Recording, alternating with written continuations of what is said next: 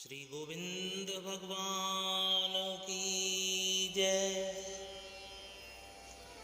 श्री बालकृष्ण लाल की जय। नमः पंकजनाभाय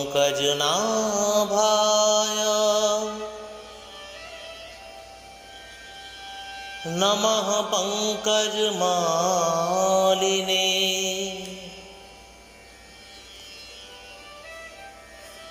नमः पंकजनेत्राय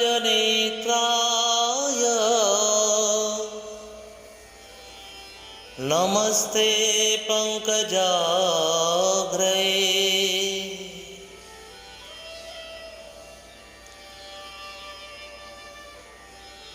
युधिष्ठिर ने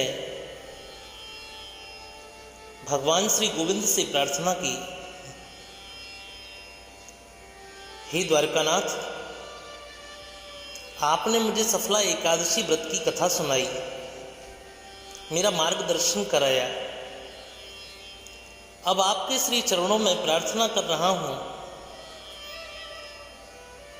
पौष मास की शुक्ला एकादशी का नाम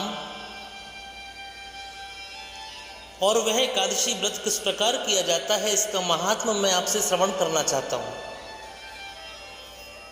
भगवान गोविंद कहते हैं, हे धर्मावतार, इस एकादशी का नाम पुत्रदा एकादशी है। इसका व्रत करने से मनुष्य तपस्वी, विद्वान और लक्ष्मीवान बनता है। इस व्रत के समान संसार में पुत्र प्रदान करने वाला दूसरा कोई व्रत नहीं है। पुत्रदा एकादशी के एक बड़ी ही सुंदर कथा है। हे राजन, हम तुम्हें वह कथा श्रवण कराते हैं। भद्रावती नामक नगरी में सुकेतु नाम का एक राजा राज्य करता था। उसकी पत्नी का नाम शैव्या था, किंतु यह निपुत्री होने के कारण मन में बहुत ही चिंतित रहते थे। राज्य में संपूर्ण आनंद होते हुए भी धन, हाथी, घोड़ा, सेवक, संपदा, किंतु इनके मन में संतोष नहीं था। और असंतोष का कारण कि इनकी कोई संतान नहीं है। हे राजन, राजा के जीवन में सिर्फ अंधेरा ही अंधेरा, और राजा इस कष्ट में बहुत दुखी रहता था। एक दिवस बहुत दुखी होकर के राजा आत्महत्या करने के विचार से, शरीर त्यागने के विचार से दूर वन की ओर चल दिया। किंतु आत्महत्या करना पाप है, यह सोचकर वन में भ्रमण करता रहा,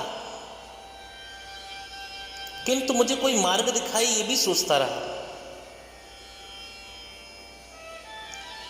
उस वन में अनेक सर्प, बंदर, रीछ, भालू इत्यादि जीव भ्रमण कर रहे हैं। उस दृश्य को निहार रहा है, भूख प्यास के कारण व्याकुल है, किंतु मन में न जल पीने की इच्छा है, न कुछ भोजन पाने की।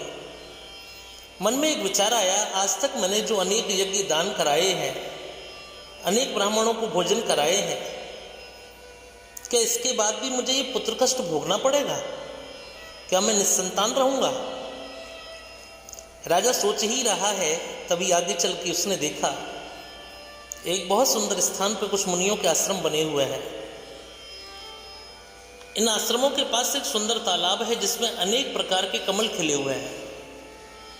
यह सब देख राजा दौड़कर घोड़े से उतरा, मुनियों के पास जाकर दंडवत प्रणाम किया। मुनियों ने खुश होकर राजा को अपने उस आश्रम में आने का निमंत्रण दिया। राजा जब आश्रम में प्रवेश कर मुनियों के पास पहुंचता है, संतों को प्रणाम कर राजा कहता है, हे मुनियों, आप लोग बड़े ही दिव्य, बड़े तेजमय हैं। इस सरोवर, इस स्थान को प्रकाशित कर रहे हैं। मैं जानना चाहूंगा कि आप कौन हैं।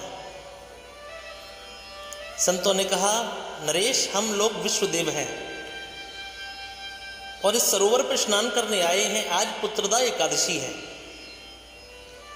राजा ने कहा, हे मुनीश्वर, इस एकादशी का महात्मा? बोले, ये पुत्र प्रदान करने वाली एकादशी है। राजा रोने लगा। मुझे भी आप ऐसा कोई वरदान दो ना जो पुत्र की प्राप्ति हो। संतजन कहते हैं कि किए हुए पुण्य के कारण हे राजा, आज तुम्हें ये स्थान और ये संतों का संग प्राप्त हुआ है। आज तुम पुत्रदा एकादशी हम संतों के साथ करो, इस व्रत को करो। भगवान की कृपा से आपको निश्चय ही पुत्र रत्न प्राप्त होगा। मुनियों के कहे अनुसार राजा ने सरोवर में स्नान किया और एकादशी व्रत किया, मुनियों को दंडवत किया। 9 महीने बाद राजा को बड़ा ही सुंदर एक पुत्र प्राप्त हुआ, जो बड़ा होकर के उस राज्य का उत्तराधिकारी बना। वह अत्यंत वीर, धनवान, यशस्वी और श्रीमन नारायण का भक्त हुआ।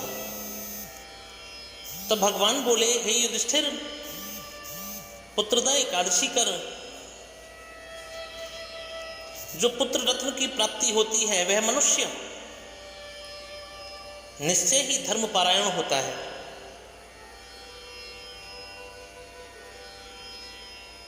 तीनों लोकवासी, तीनों लोकों में चाहे वह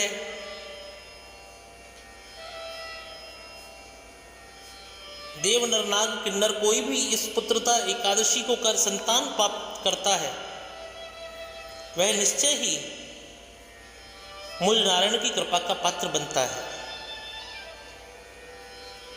पुत्रदा एकादशी के दिन बछड़े वाली गाय के दूध का सगार लिया जाता है और भगवान का पंचामृत से अभिषेक कर, विधिवत पूजा कर इस पुत्रदा एकादशी को पूर्ण किया जाता है। श्री गोविंद भगवान की जय।